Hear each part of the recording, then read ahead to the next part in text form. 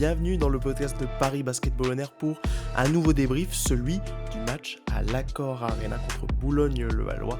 Et pour m'accompagner sur ce débrief, c'est Antoine. Salut Lilian, salut à tous.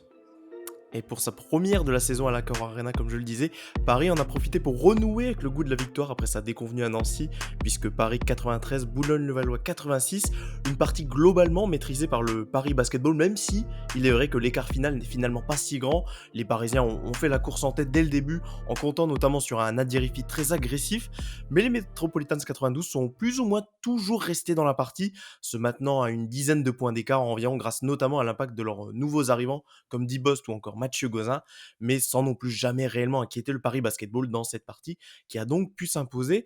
Antoine, est-ce que le principal enseignement de cette partie, c'est le fait que Paris n'a pas l'air d'avoir gambergé après sa défaite en milieu de semaine contre Nancy et que l'équipe est repartie de plus belle, certes, il faut bien le dire, face à une équipe des Metropolitans qui est quand même un ton en dessous, comme on peut le voir depuis le début de la saison, pardon, mais il fallait quand même l'emporter, en plus, dans un contexte qui change du quotidien, puisque c'était à Bercy et non pas à la Halle Carpentier. C'est vrai que c'était quelque chose qui, je pense qui devait traîner dans la tête des joueurs du Paris Basketball, c'est-à-dire des joueurs du staff évidemment.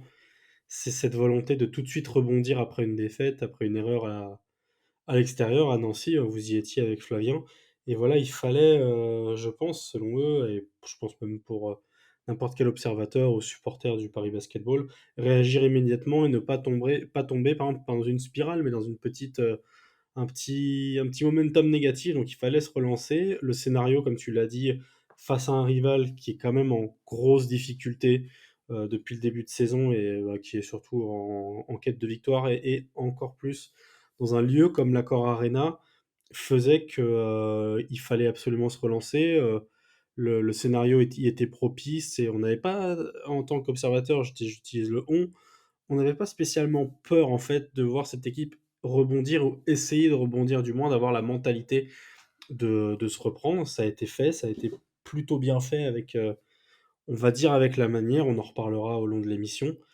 Mais, non, je pense que c'était la volonté première du club, c'est-à-dire, on enchaîne les victoires, mais on peut aussi enchaîner les défaites. Il faut pas commencer à rentrer dans cette série-là parce que on sait pas comment ça peut, on sait pas comment ça peut, continuer derrière. Donc, mission accomplie, on va dire, pour le Paris Basketball. Oui, c'est vrai qu'on se faisait pas trop de doutes sur cette équipe, sur sa capacité à réagir vu l'état d'esprit qui règne depuis le début de la saison dans ce groupe-là. Mais on pouvait peut-être se dire que ça pouvait être peut-être pas un match piège, parce que c'est vrai que quand on avait fait le débrief de Nancy avec Flavien, on se disait que ça allait plutôt être une partie tranquille pour le Paris Basketball, mais peut-être que on a quand même encore décelé ce dimanche peut-être un peu de fatigue du côté parisien, parce qu'on a senti, et tu vas me dire si tu es d'accord avec ça, Antoine, qu'il y avait peut-être un peu moins de rythme, un peu à l'image du match contre Nancy, un peu moins de rythme de la part des joueurs parisiens, ou alors peut-être, autre hypothèse, la volonté de peut-être davantage contrôler le tempo de la partie, parce que c'est vrai que par exemple à Nancy, Paris avait un petit peu, en confondant vitesse et précipitation, donné des armes à Nancy. Peut-être qu'il ne voulait pas le faire avec les Metropolitans ce dimanche. C'est vrai que c'est pas bête, la deuxième hypothèse que tu mets sur la table, ce côté, gérer le tempo différemment et montrer aussi qu'on a d'autres cordes, à son arc.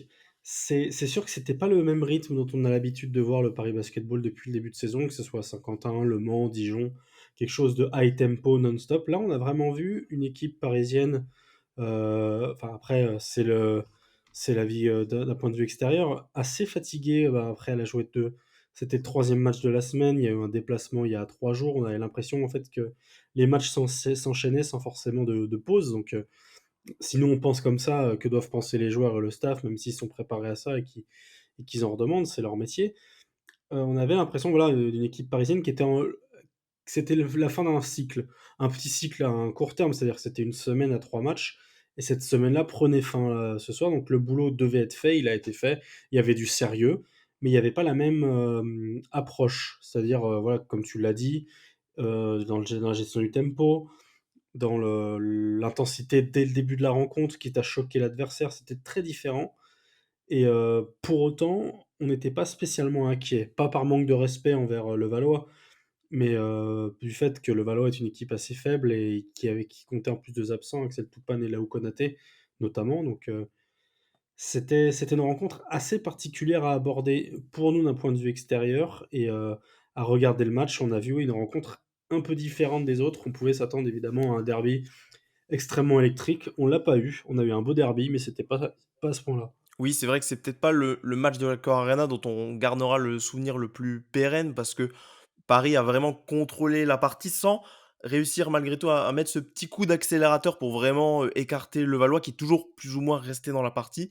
Mais c'est vrai que on a senti moins de rythme et par contre ce qui a été amélioré par rapport au match de Nancy, c'est notamment la répartition collective au niveau de la marque, puisque tous les joueurs qui ont vu le terrain, ce dimanche, ils étaient 11, ont tous marqué. Alors, effectivement, il y a des têtes de gondole, Nadir Riffi, 22 points, on en reparlera. Également Sébastien Herrera, 15 points. Et l'autre aspect positif, c'est aussi que Paris a retrouvé un petit peu d'adresse à 3 points.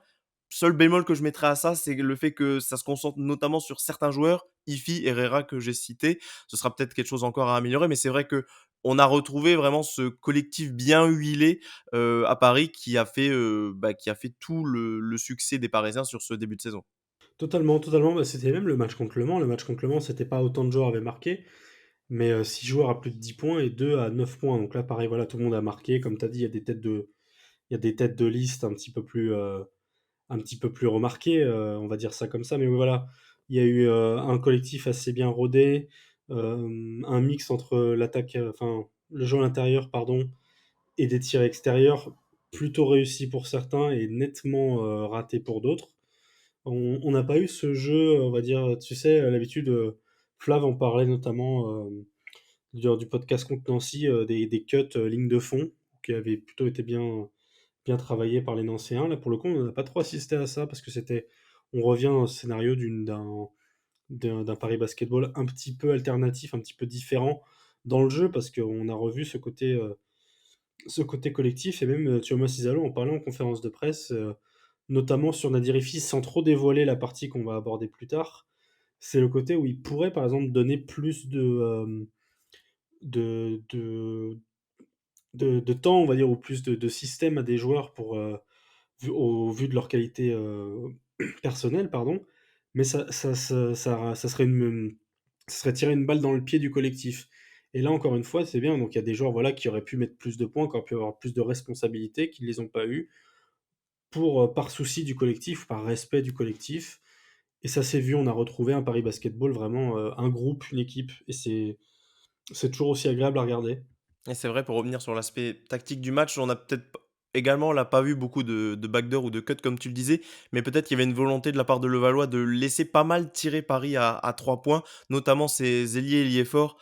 Si je reprends les statistiques, Tyson Ward qui tire 8 fois à 3 points, Mikael Antunen 7 fois. Et c'est vrai qu'ils étaient souvent ces shoots-là grands ouverts. Donc il y avait peut-être une volonté de la part des Metropolitans de laisser un peu tirer les joueurs, entre guillemets, pas vraiment les joueurs non stars, même si Tyson Ward est l'un des meilleurs marqueurs de Paris depuis le début de la saison, mais de laisser en tout cas ces tirs-là, c'est une éventualité vu que Paris n'est pas la meilleure équipe, l'une des meilleures équipes à 3 points pour le moment sur le début de saison. Et 35 tirs à 3 points sur cette rencontre, je crois que c'est peut-être le plus gros total depuis le début de la saison. Donc voilà, il y a peut-être une explication là-dessus. Il y a peut-être moins de solutions à l'intérieur que lors des précédentes rencontres. Si tu le veux bien, Antoine, on peut peut-être passer à notre homme du match parce que je pense qu'on va en parler pas mal. Depuis le début de la saison, il était peut-être en demi-teinte ou peut-être on en attendait trop, pardon. Aussi, c'est Nadir Riffi qui signe pour le moment, en tout cas, son match référence avec le Paris Basketball. 22 points à 8 sur 10 au tir, avec 3 rebonds et 2 pertes de balles en seulement 14 minutes. Alors bizarrement, il a un plus-minus de -6, alors que j'ai eu cette impression, en tout cas visuelle, qu'il a corroboré plutôt avec les bons passages de Paris dans cette rencontre. Donc, comme quoi, des fois, le plus-minus, faussifié, mais pas trop non plus. Pour toi, Antoine, qu'est-ce qui a fait la différence sur ce match pour Nadir Riffi par rapport aux autres rencontres qu'on a vues précédemment? Qu'est-ce que toi, tu as vu de différent face aux Metropolitans? Alors déjà en conférence de presse, Nadir Hifzi a assuré que c'était son meilleur match depuis qu'il était là, donc ça corrobore bien avec ce que tu as dit dans ton lancement.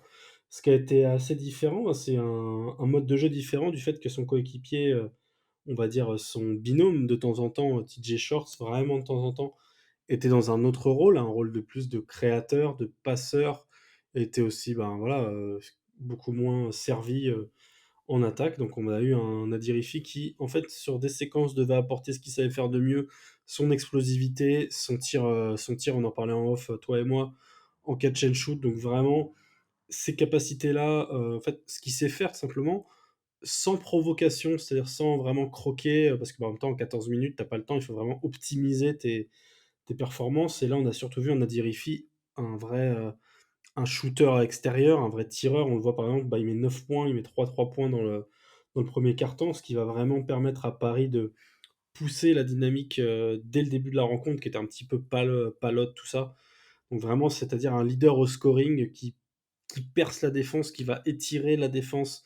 C'est comme ça que je l'ai vu en fait sur cette rencontre-là, puisque ça n'a pas été de créé, puisqu'il fait pas de passe décisive par exemple. Il est vraiment dans un vrai rôle d'attaquant qui va aller se battre aussi pour les rebonds, essayer d'en grappiller un ou deux. Mais là, vraiment, ce qu'on lui demandait, c'était soit d'attaquer à l'intérieur ou de prendre pas mal de tirs en catch and shoot quand le rythme commençait un petit peu à s'accélérer sur certaines possessions pour un petit peu bousculer ces Metropolitans-là. Et puis ça a plutôt bien marché. Donc au final, c'est pas un slasher, mais j'ai vu de ça et ça peut-être, je sais pas ce que tu en penses toi ou ce que nos auditeurs vont en penser, ça corrobore beaucoup avec le match de TJ Shorts qui est extrêmement propre, mais qui est extrêmement différent de ce qu'on peut voir de lui, depuis le début de saison. Ouais, extrêmement propre, 11 passes décisives pour 0 perte de balle depuis le début de la saison. Son ratio, passes, balles perdues est vraiment très, très impressionnant. Mais c'est vrai pour en revenir à Nadir Hifis, moi personnellement, je l'ai trouvé très, très agressif sur cette rencontre et ça a fait extrêmement plaisir de le voir dans cette dynamique-là. Alors il met d'abord, 2 tirs à 3 points dans le premier quart-temps, notamment en catch and shoot et ça le met certainement en confiance, pour la suite de la partie. Mais vraiment, j'ai trouvé cette volonté d'aller attaquer le cercle qu'on n'avait pas forcément vu depuis le début de la saison où il était un petit peu on sentait qu'il cherchait son rôle entre le fait de distribuer le jeu de son équipe et de prendre des tirs pour lui. Mais alors, il faut bien dire aussi que les Metropolitans, j'ai trouvé sur leur repli défensif, étaient assez laxistes sur lui. Au bout d'un moment, Ah quand Nadir oui, Hilfi te met deux trois pénétrations, il faut tout simplement l'arrêter, essayer de le stopper.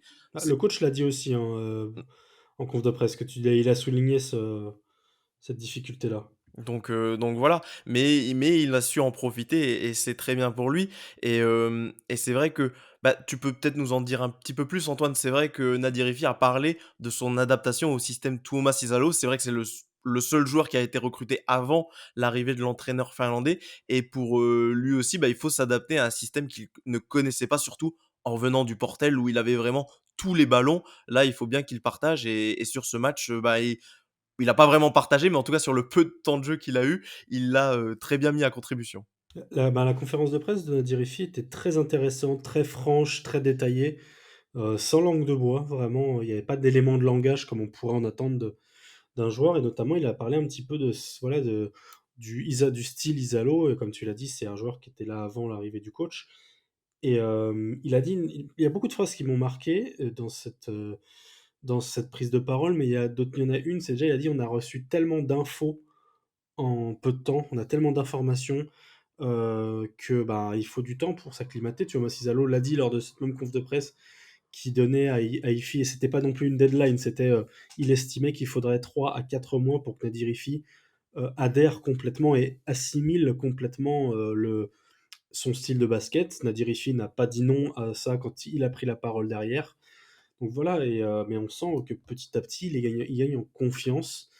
Il y a des deux côtés, il y a un travail mutuel, c'est-à-dire que Isalo sait ce que peut faire Ifi, mais il va peut-être pas lui offrir, comme je le disais tout à l'heure, énormément de possession ou le faire jouer pour le mettre vraiment en avant offensivement au détriment de voilà, au risque de faire baisser un petit peu le rythme de toute l'équipe.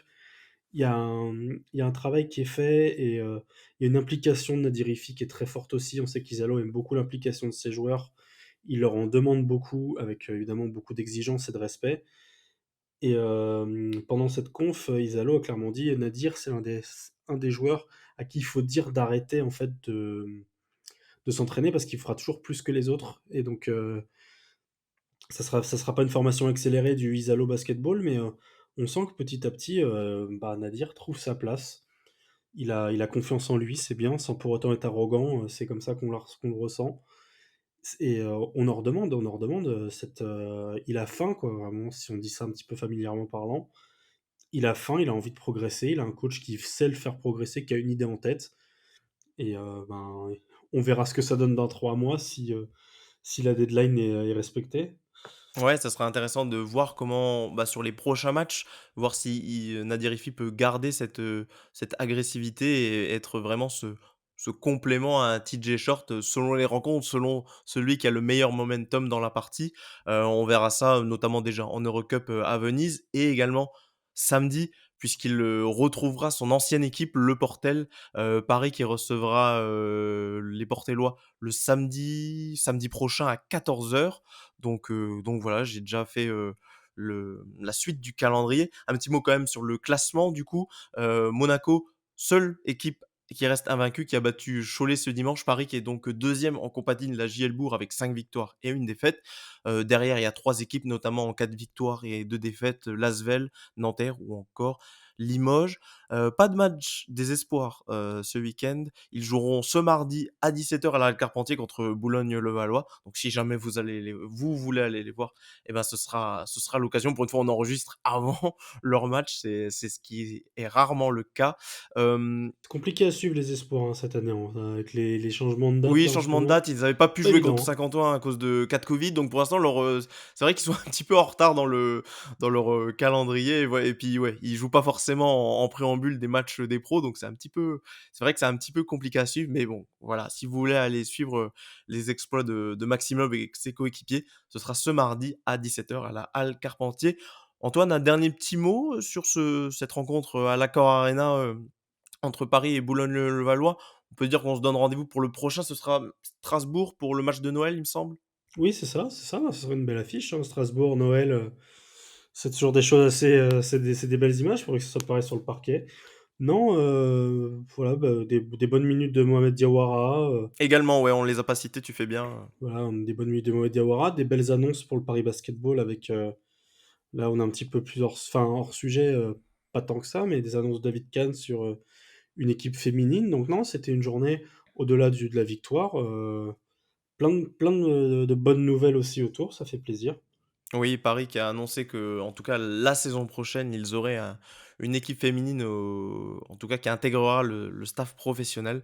Donc voilà, si vous voulez plus d'informations, ben, on le partagera on a déjà partagé l'information principale sur nos réseaux sociaux. Je vous les rappelle, @ParisB-8 on air sur Twitter et Paris Biball on air sur Instagram et Facebook. Donc voilà, suivez-nous sur les réseaux sociaux, vous aurez plus d'informations à ce sujet. C'est ainsi que se termine ce débrief du match Paris-Boulogne-Levallois spécial Accor Arena. En plus de nous suivre sur les réseaux sociaux, n'hésitez pas à nous laisser des commentaires sur les plateformes de podcast, à nous laisser des étoiles, notamment sur Spotify, pour aider à faire grandir le podcast. Voilà. Donc cette semaine, il y aura Eurocup déplacement à Venise et je le disais, également la réception du Portel samedi. Et donc il y aura un débrief dans la foulée. Match à 14 h. Il se pourrait que le débrief sorte dans la soirée peut-être. Ce sera Antoine normalement et Flavien aux manettes. Donc voilà, selon à quelle heure ils sortent de la halle Carpentier, vous aurez peut-être déjà votre débrief en début de soirée.